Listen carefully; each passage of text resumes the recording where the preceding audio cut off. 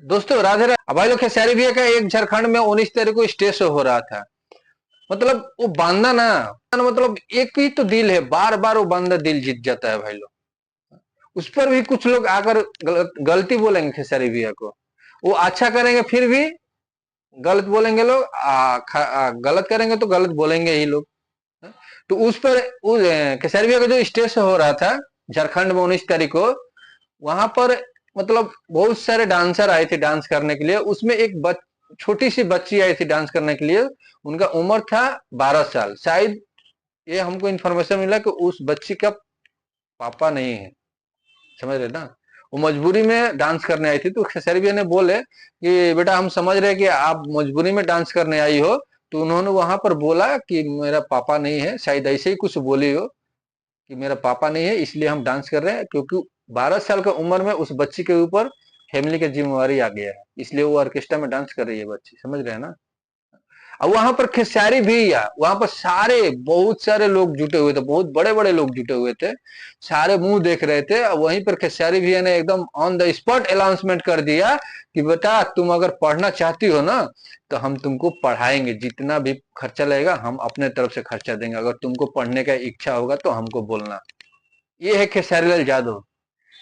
इतना पब्लिक के सामने देखिए, वादे तो सभी करते हैं। हमारे फलाना भी वादे किए थे 10 बच्चियों को शादी कराने के लिए, लेकिन एक महिला इधर से उधर भटक रही है, उनका फिर परवाह नहीं है। वादे तो सभी करते हैं लेकिन निभाता कोई नहीं है। खेसारी लाल भैया बिना वादा किए हुए निभा देते हैं वो काम, फिर भी खेसारी लाल यादव को लोग ट्रोल करते हैं।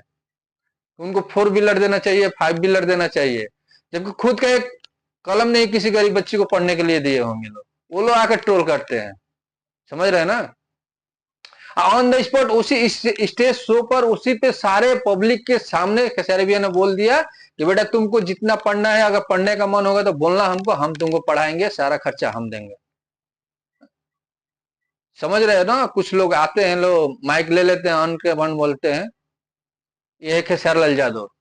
ये सब जिगरा चाहिए बोलने के लिए, और करने के लिए भी जिगरा चाहिए।